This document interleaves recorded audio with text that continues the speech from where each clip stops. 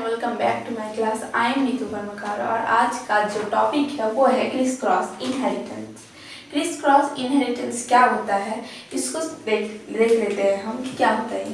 ये जो है जनरेशन्स में या फिर जनरली ये बोल सकते हैं कि अगर कोई ट्रेट मदर से या फीमेल से बोलिए, मदर से बोले, जो भी हो, कोई भी ट्रेट यानी कोई करेक्टर हो सकता है हेयर कलर का जीन हो या फिर कोई भी हो सकता है, हेयर कलर हो, स्किन कलर हो, आई कलर हो, ये सब हो सकता है, हाइट का जीन हो, ये सब हो सकता है कुछ भी कि मदर से, या फिर कोई डिजीज या फिर मदर को कोई डिजीज भी तो हो सकता है। जरूरी तो नहीं है कि वो करेक्टर को ही पास करेगी।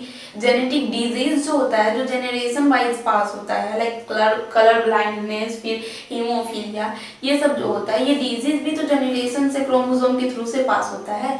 तो ट्रेट हो या फिर डिजीज हो, मदर से सिर्फ उसके सन में ही जाएगा, सिर्फ उसके सन में ही जाएगा और उसके डॉटर में नहीं जाएगा। मतलब इस मदर का बच्चा सन एंड डॉटर दोनों हो सकता है, मान लेते हैं कि दोनों है, लेकिन ये जो मदर है वो अपना करेक्टर, वो वाला करेक्टर किसी स्पेसिफिक जीन के साथ जो है वो सिर्फ सन में ही पास करेगी। मान लेते हैं इसको कोई डिजीज है, ये सिर्फ अपने नेक्स्ट जनरेशन के सन में ही पास करेगी, डॉटर में नहीं।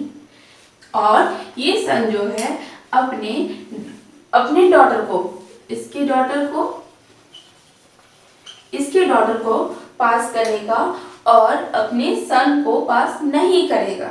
ठीक है, अब जो इसके पास कोई डिजीज है तो ये क्या करेगा, ये डॉटर के ऊपर तो पास कर सकता है अपने नेक्स्ट जनरेशन में, लेकिन सन के ऊपर वो पास नहीं करेगा। मान लेते इसको कोई डिजीज है लेकिन डॉटर को होगा, उसके बच्चे में से सन को नहीं होगा। फिर ये डॉटर जो है, इसका डिजीज जो है उसके सन में जाएगा लेकिन उसके डॉटर में नहीं जाएगा। समझ रहे हैं, ये सीरीज है। इसका जो है, ये जो है इसका ग्रैंड डॉटर है, ऐसा नहीं है कि ये इसी का सन एंड डॉटर है, इसका डॉटर ये है और इस डॉटर का सन ये है। ठीक है, ये जनरेशन है, जनरेशन वन बोल सकते हैं या फिर स्पेसिफिक कोई भी हो। जरूरी तो नहीं है कि मदर से स्टार्ट होगा, हो सकता है किसी फादर में ही मतलब स्टार्टिंग चेंज है वो फादर हो। ठीक है, तो ये समझ रहे हैं ये है क्या चीज।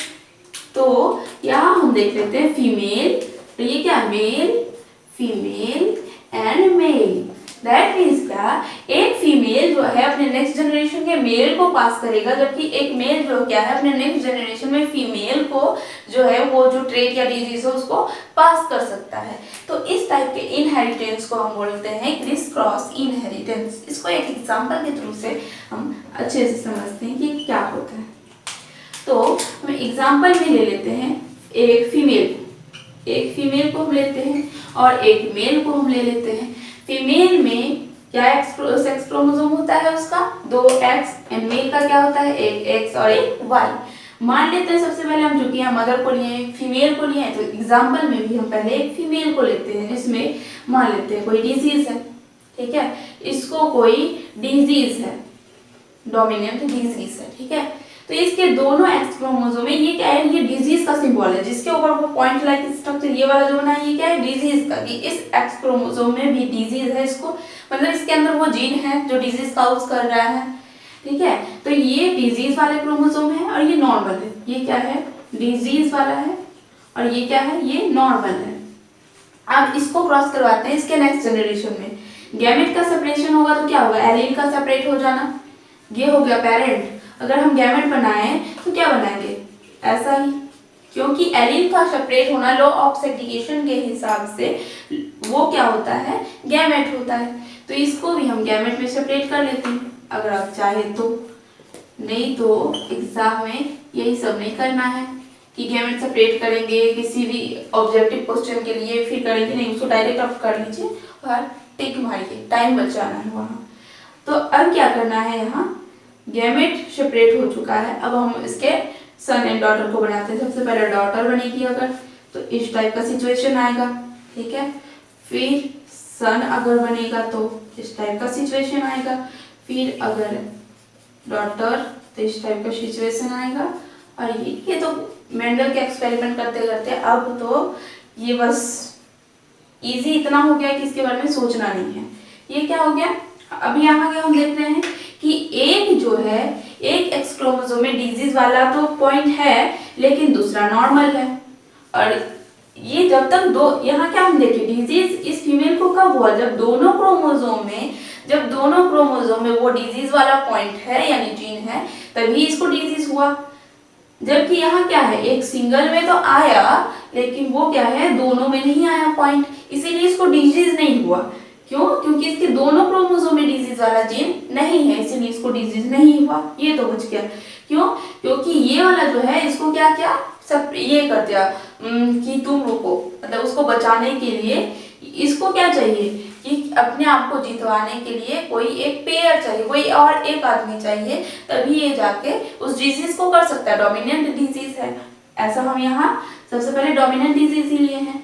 तो ये क्या है, ये नहीं हो पाया इसको डिजीज, तो ये नॉर्मल होगी।